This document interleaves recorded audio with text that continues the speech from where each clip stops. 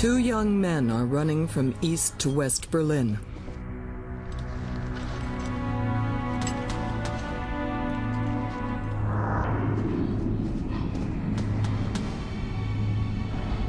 To get to the west, they must climb over a wall. To stop them, their own government is shooting to kill.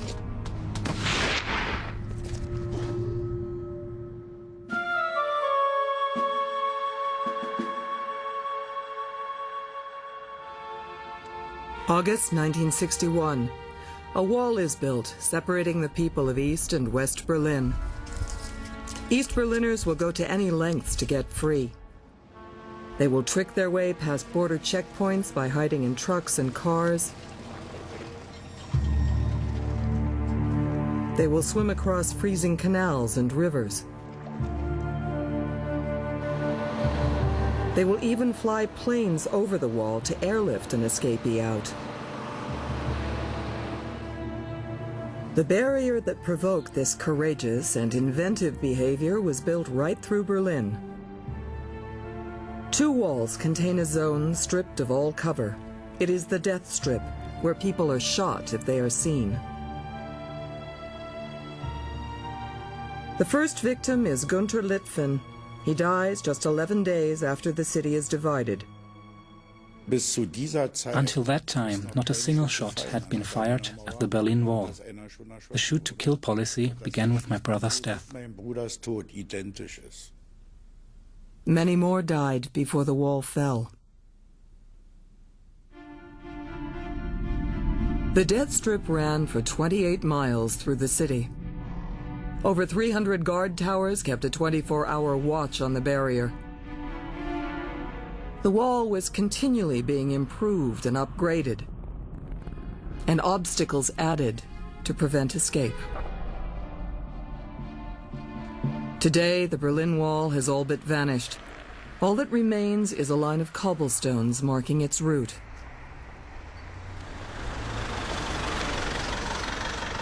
Christopher Hilton is a British author who has studied the impact of the wall since first seeing it as a tourist in 1970. He regularly returns to Berlin to continue his research into this extraordinary episode in history. The exact point where communism and capitalism confronted each other like two great tectonic plates was a white line drawn in the middle of the road at Checkpoint Charlie, painted by a border guard called Hagen Koch. In 1961, Hagen Koch helped build the wall. Today, he collects all he can on the barrier, even to the last passport stamp used by the East German state in 1989. The wall split Berlin into two hostile worlds, East and West. But how? The answer lies in the final days of World War II. Europe, 1945. The Soviet Red Army attacked Germany from the east, American, British, and French forces from the west. Berlin was surrounded by the Red Army.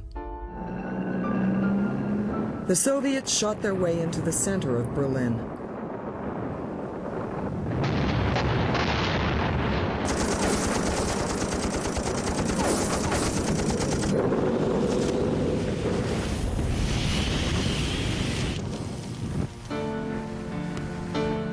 The war in Europe ended with the raising of the red flag on Germany's parliament building in the center of Berlin, the Reichstag. The victorious powers divided the defeated Germany into four parts, ruled by their armed forces. The American, British, and French sectors would develop into West Germany, the Soviet zone into a separate and hostile East Germany. Berlin was left 90 miles within East German territory. Before the wall was built, Berlin was divided into four sectors, 3 occupied by Western troops, 1 by the Soviets. Berlin remained until 1961 very much a single city, although divided in theoretical lines, only theoretical lines, with the Soviets and the East Germans running one part and the West running the other. The underground system was connected, the bus system was connected, the phone system was connected, the sewerage system was connected, the tram lines were connected. It was just one city, and it was unthinkable it could be divided. West Berlin was heavily subsidized by the West and prosperous. East Germany had to pay war reparations to the Soviets and was therefore very poor. So the two standards of living were wildly different on either side of the same street. And as a consequence, the East Germans began to just walk across and emigrate to the West, which wanted skilled East German workers.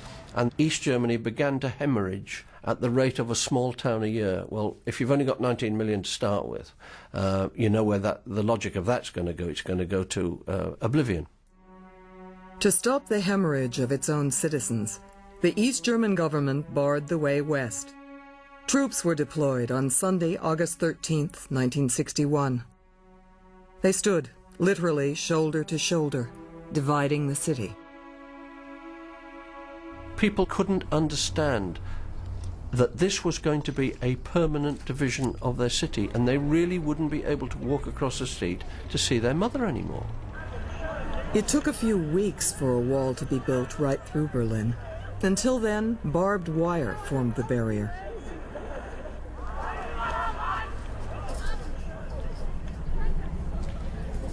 People who braved the wire could still escape. A small apartment in Berlin houses an amazing collection of information about the wall. It is Hagen Koch's archive. It gives an extremely detailed insight into the East German regime's attitude to the barrier. Hagen recalls how he was ordered to survey the new border installations. I was 21 years old and in the border guards. On the 15th of August, I went through the city with a map, recording everything. In the afternoon, I reached Checkpoint Charlie.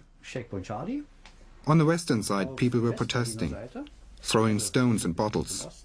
So I was ordered to paint a very thick white line across the road at Checkpoint Charlie, to indicate to the Westerners, you can go this far, but not further.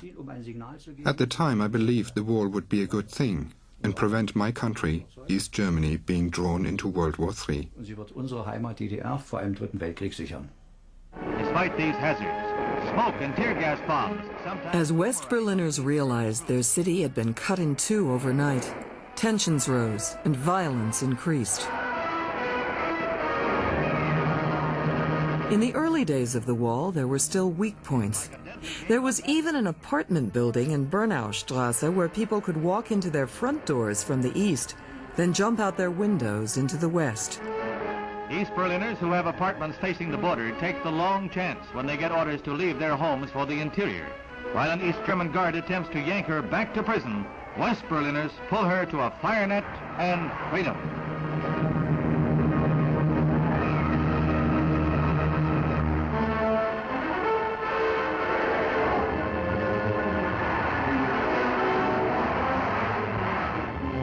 Heedless of danger, from 4th and 5th floor windows, from any hatchway open to escape, they flee.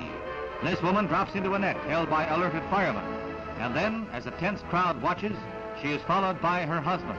But first, he throws out a few prized possessions.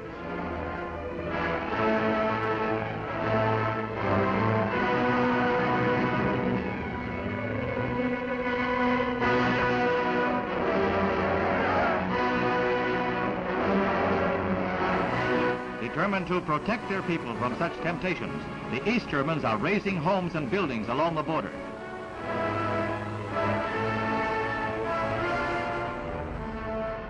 The windows in Bernaustrasse were bricked up. Soon it too would be demolished.